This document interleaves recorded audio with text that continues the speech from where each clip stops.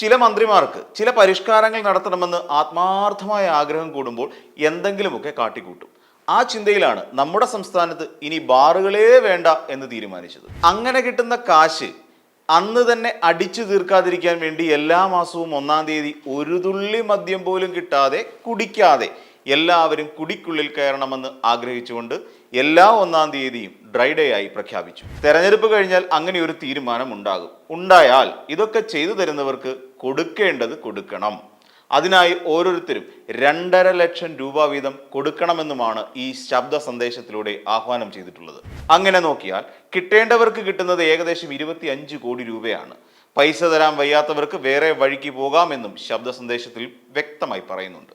കൊല്ലത്തുള്ള മറ്റൊരു വ്യവസായിയും അനിമോനും ചേർന്ന് മറ്റൊരു സംഘടനയുണ്ടാക്കാനുള്ള ശ്രമത്തിലാണെന്നും ഇതറിഞ്ഞ പാടെയാണ് അനിമോനെ പുറത്താക്കിയതെന്നും കൂടി സുനിൽ പറയുന്നു. കെ സുരേന്ദ്രൻ പറയുന്നത് ഡൽഹി മുഖ്യമന്ത്രി അരവിന്ദ് കെജ്രിവാളിന്റെ അവസ്ഥ മുഖ്യമന്ത്രി പിണറായി വിജയൻ ഒന്നോർത്തു വയ്ക്കാനാണ്. എന്ന് വെച്ചാൽ അരവിന്ദ് കെജ്രിവാളിനെ BJP പൂട്ടിയത് മദ്യനയവുമായി ബന്ധപ്പെട്ട കോഴക്കേസിലാണ്. നമസ്കാരം.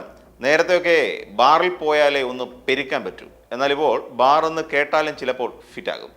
അതും ഈ വെതറിൽ വളരെ നല്ലതാണെന്ന് തോന്നുന്നു. മഴ, ബാർ കോമ്പിനേഷൻ എന്നും എല്ലാവർക്കും പ്രിയങ്കരമായ ഒരു കോംബോ തന്നെയാണ്. എന്നാൽ ഇപ്പോൾ ഈ മഴക്കാലത്ത് ബാർ വിവാദം ചൂട് പിടിച്ചിരിക്കുകയാണ്. കഴിഞ്ഞ ദിവസം പുറത്തിറങ്ങിയ ഒരു ശബ്ദ സന്ദേശമാണ് ഇപ്പോൾ പുതിയ വിവാദത്തിന് തിരികൊളുത്തിയിരിക്കുന്നത്. പണ്ടൊരു മന്ത്രി ഇതുപോലെ പെട്ട പെടലിന് കയ്യും കണക്കുമില്ല, എന്നിട്ടോ പുറത്തിരിക്കേണ്ടിയും വന്നിരുന്നു. കാറിൽ കിഴക്കേക്കോട്ടയിലെ ബാറിലെത്തി കാശും വാങ്ങി പോയെന്നായിരുന്നു തിരുവനന്തപുരത്തെ ഒരു മദ്യ വ്യവസായി അന്ന് മാധ്യമങ്ങളോട് പറഞ്ഞത്. അത് വലിയ വിവാദമായി മാറുകയും ചെയ്തു. ചില മന്ത്രിമാർക്ക് ചില പരിഷ്കാരങ്ങൾ നടത്തണമെന്ന് ആത്മാർത്ഥമായ ആഗ്രഹം കൂടുമ്പോൾ എന്തെങ്കിലുമൊക്കെ കാട്ടിക്കൂട്ടും. ആ ചിന്തയിലാണ് നമ്മുടെ സംസ്ഥാനത്ത് ഇനി ബാറുകളേ വേണ്ട എന്ന് തീരുമാനിച്ചത്. അതിനു മുൻപ് നമ്മുടെ നാട്ടിലൊക്കെ ചാരായം വളരെ കൂടുതലായിരുന്നു. ഇന്നത്തെ കള്ള് ഷാപ്പുകൾ പോലെ തന്നെ അന്നുണ്ടായിരുന്നത് ചാരായ ഷോപ്പുകളായിരുന്നു. അതിനെ പട്ടഷാപ്പ് എന്നും വിളിച്ചിരുന്നു.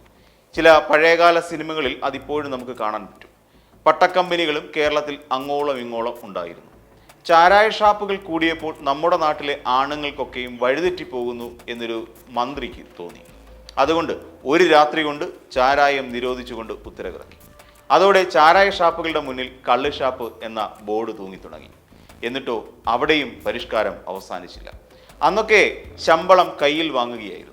അങ്ങനെ കിട്ടുന്ന കാശ് അന്ന് തന്നെ അടിച്ചു തീർക്കാതിരിക്കാൻ വേണ്ടി എല്ലാ മാസവും 1-ാം തീയതി ഒരു തുള്ളി മദ്യം പോലും കിട്ടാതെ കുടിക്കാതെ എല്ലാവരും കുടിക്കുള്ളിൽ കയറണമെന്ന് ആഗ്രഹിച്ചുകൊണ്ട് എല്ലാ 1-ാം തീയതിയും ഡ്രൈ ഡേ ആയി പ്രഖ്യാപിച്ചു. ഇതോടെ സംസ്ഥാനത്ത് 1-ാം തീയതി ഒന്ന് അടിക്കണമെങ്കിൽ തലേ ദിവസം ക്യൂ നിൽക്കണം എന്നായി അവസ്ഥ. എന്നിട്ട് ശമ്പളമുള്ളത് അക്കൗണ്ടിൽ വരാനും തുടങ്ങി. ഗൂഗിൾ പേയിൽ കാശ് കൊടുക്കാനും വാങ്ങാനും പറ്റുന്ന അവസ്ഥയുമായി. എന്നിട്ടും സംസ്ഥാനത്ത് ഇന്നും 1-ാം തീയതി ഡ്രൈ ഡേ തന്നെ.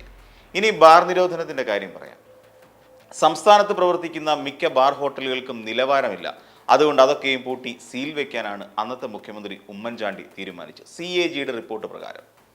അങ്ങനെ ഓരോന്നായി പൂട്ടി തുടങ്ങിയപ്പോൾ ഹോട്ടലുകൾ അല്ലെങ്കിൽ ഹോട്ടൽ ഉടമകൾ പ്രതിസന്ധിയിലായി. ഇങ്ങനെ പോയാൽ തങ്ങളുടെ വെള്ളം കൂടി മുട്ടുമെന്നായപ്പോൾ സർക്കാരിന് കുറച്ച് കാശ് കൊടുത്ത് ലൈസൻസ് ഒപ്പിച്ചെടുക്കാം എന്ന് കരുതി.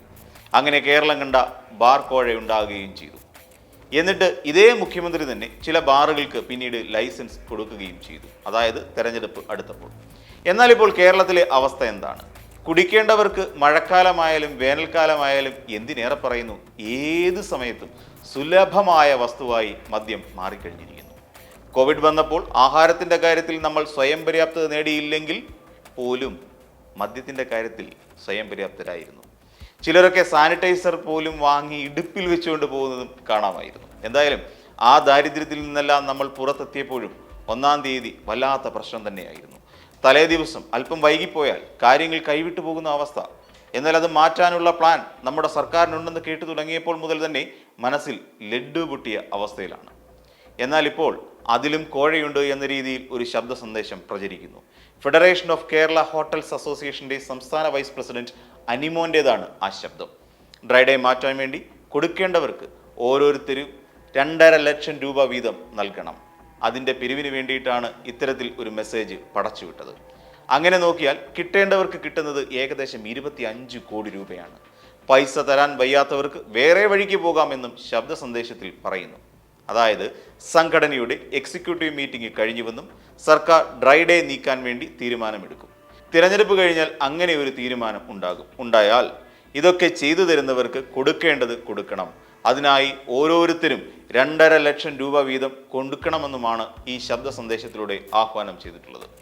എന്നാൽ ഇത് പുറത്തായതോടെ ബാർ കോഴ സീസൺ 2 തുടങ്ങാൻ പോകുന്ന എന്നുള്ള സൂചനകളാണ് കിട്ടിത്തുടങ്ങിയിട്ടുള്ളത്. ഇദ്ദേഹം പറയുന്നതനുസരിച്ച് സർക്കാർ ആ പോളിസി നടപ്പിലാക്കും. അങ്ങനെ വന്നാൽ എന്തിനാണ് ചെയ്തു തരുന്നവർക്ക് കാശ് കൊടുക്കുന്നത്? അത് സർക്കാരിൻ്റെ പോളിസിയിലുണ്ടാകുന്ന മാറ്റമല്ലേ? അപ്പോൾ ആ കാശ് ആർക്ക് വേണ്ടിയാണ് പിരിക്കുന്നത്? എന്നാൽ ചിലരൊക്കെ കാശ് കൊടുത്തിട്ടുണ്ട് എന്നും ശബ്ദ സന്ദേശത്തിൽ പറയുന്നുണ്ട്. എന്നാൽ പ്രസിഡന്റ് പറയുന്നത് ഇത്തരത്തിൽ ഒരു പണപ്പിരിവിൻ്റെ കാര്യം ഇതുവരെ സംഘടനയിൽ തീരുമാനമെടുത്തിട്ടേയില്ല എന്നാണ്. എന്നാൽ അതിനിടയിൽ KPCC അധ്യക്ഷൻ എക്സൈസ് മന്ത്രി MB രാജേഷിന്റെ രാജി ആവശ്യപ്പെട്ടിട്ടുമുണ്ട്. അതവിടെ നിൽക്കട്ടെ.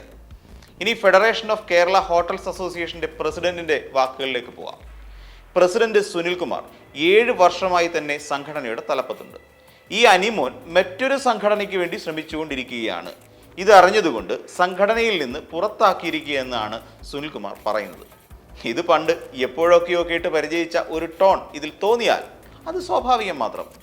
പൂട്ടിയ ബാർ തുറക്കുന്നതിന് വേണ്ടി പോലും ഒരു ചർച്ചയും നടന്നിട്ടില്ല. തിരുവനന്തപുരത്ത് സംഘടനയ്ക്ക് ഒരു കെട്ടിടം വാങ്ങാൻ വേണ്ടിയാണ് എക്സിക്യൂട്ടീവ് അംഗങ്ങളോട് ലോണായി നൽകാൻ ആവശ്യപ്പെട്ടത്. ആ തുക ഇതുവരെ 4 കോടി മാത്രമാണ് ഈ കെട്ടിടത്തിനായി പിരിച്ചിട്ടുള്ളത്. കൊല്ലത്തുള്ള മറ്റൊരു വ്യവസായിയും അനിമോനും ചേർന്ന് മറ്റൊരു സംഘടനയുണ്ടാക്കാനുള്ള ശ്രമത്തിലാണെന്നും ഇത് അറിഞ്ഞ പാടെയാണ് അനിമോനെ പുറത്താക്കിയതെന്നും കൂടി സുനിൽകുമാർ പറയുന്നു.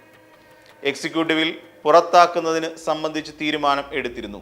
അങ്ങനെ യോഗത്തിൽ നിന്ന് പുറത്തു പോയതിനു ശേഷമാണ് ഈ രീതിയിൽ ഒരു ശബ്ദ സന്ദേശം അനിമോൻ അയച്ചിട്ടുള്ളതെന്നും കൂടി സുനിൽകുമാർ വിശദീകരിക്കുന്നു. അതായത് ഈ കോഴ വിവാദത്തിൽ സംഘടന തന്നെ 2 തട്ടിലാണ് എന്നർത്ഥം. മന്ത്രി MB രാജേഷ് ആകട്ടെ ഡ്രൈ ഡേ ഒഴിവാക്കുന്ന കാര്യത്തിൽ ഇതുവരെയായി യാതൊരു ചർച്ചയും സർക്കാർ തലത്തിൽ നടന്നിട്ടില്ല എന്നും പറയുന്നു. അതായത് മദ്യനയത്തിന്റെ കാര്യത്തിൽ ഒരു പ്രാരംഭ ചർച്ചകൾ പോലും ആയിട്ടില്ല. അതിൻ്റെ പേരിലുള്ള പണപ്പിരിവ് വെച്ചു പൊറുപ്പിക്കില്ല എന്നാണ് മന്ത്രി പറയുന്നത്. മദ്യനയം സർക്കാരിൻ്റെ നയമാണ്. സർക്കാർ തെറ്റായ ഒരു പ്രവണതയും പ്രോത്സാഹിപ്പിക്കില്ല. ഇക്കാര്യത്തിൽ ശക്തമായ നടപടി സ്വീകരിക്കുമെന്ന് തന്നെ മന്ത്രിയും ഉറപ്പിച്ചു പറയുന്നു. സംസ്ഥാന സർക്കാർ മദ്യനയം തിരുത്താൻ പോകുന്നു തുടങ്ങിയ കാര്യങ്ങൾ മാധ്യമങ്ങൾ ആസൂത്രിതമായി നടത്തിക്കൊണ്ടിരിക്കുന്നതാണെന്നും കൂടി മന്ത്രി പറയുന്നു. അത് മാത്രമല്ല, മാധ്യമ വാർത്തകൾ അടിസ്ഥാനപ്പെടുത്തിയാണ് ഇത്തരത്തിൽ പണപ്പിരിവുമായി ചിലർ ഇറങ്ങുന്നത് എന്നാണ് മന്ത്രി പറയുന്നത്. എന്നിട്ട് ഇടതുപക്ഷ സർക്കാർ ലൈസൻസ് ഫീസിൽ വരുത്തിയ 5 ലക്ഷം രൂപ വർധനവിനെക്കുറിച്ചും ബാർ ഉടമകളുടെ ക്രമക്കേടുകൾക്കുള്ള ഫൈനിനെക്കുറിച്ചും ഒക്കെ പറഞ്ഞു.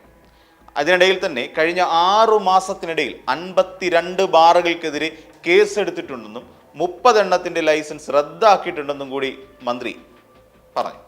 ഷടാ, ഇതിപ്പോൾ എല്ലാം കൂടി കേൾക്കുമ്പോൾ ഒരെണ്ണം പോലും അകത്ത് പോലാതെ തലപെരുക്കുന്ന അവസ്ഥയിലായിട്ടുണ്ട്. മന്ത്രി പറയുന്നത് അങ്ങനെ ഒരു മദ്യനയത്തെക്കുറിച്ച് ഇതുവരെ ആലോചിച്ചിട്ടില്ല എന്ന്. സംഘടനയുടെ പ്രസിഡന്റ് പറയുന്നത് പണം ആവശ്യപ്പെട്ട അയാളെ പുറത്താക്കിയെന്ന്. എന്നാൽ ശബ്ദ സന്ദേശം അയച്ച ആളാകട്ടെ തന്റെ നിലപാടിൽ ഉറച്ചു നിൽക്കുന്നു. അതിനിടയിൽ സുരേന്ദ്രന്റെ പ്രസ്താവന ഒന്ന് ചിന്തിക്കാനുള്ളതാണ്. സുരേന്ദ്രൻ പറയുന്നത് ഡൽഹി മുഖ്യമന്ത്രി അരവിന്ദ് കെജ്രിവാളിന്റെ അവസ്ഥ മുഖ്യമന്ത്രി പിണറായി വിജയൻ ഒന്ന് ഓർത്തു വയ്ക്കാനാണ്. എന്ന് വെച്ചാൽ അരവിന്ദ് കെജ്രിവാളിനെ BJP സർക്കാർ പൂട്ടിയത് മദ്യനയവുമായി ബന്ധപ്പെട്ട കോഴക്കേസിലാണ്. മദ്യനയത്തിലുള്ള മാറ്റം കേരളത്തെ മദ്യത്തിൽ മുക്കിക്കൊല്ലാനുള്ള തീരുമാനമാണെന്നും കൂടി സുരേന്ദ്രൻ ഓർമ്മിപ്പിക്കുന്നു. പ്രധാനമന്ത്രി അടുത്തതായി ലക്ഷ്യം വെക്കുന്നത് കേരളത്തിലെ മുഖ്യമന്ത്രി പിണറായി വിജയനെയും ബംഗാൾ മുഖ്യമന്ത്രി മമതാ ബാനർജിയെയുമാണ് എന്ന് നേരത്തെ പറഞ്ഞിരുന്നതാണ്. എന്നാൽ ഇതെല്ലാം കൂടി കൂട്ടി വായിക്കാൻ കഴിയുമോ എന്നുള്ളതും കോഴ വാങ്ങാൻ ആരെങ്കിലും തയ്യാറെടുത്തോ എന്നുള്ളതും ഇനിയും നമുക്ക് കാത്തിരുന്ന് കാണുക തന്നെ.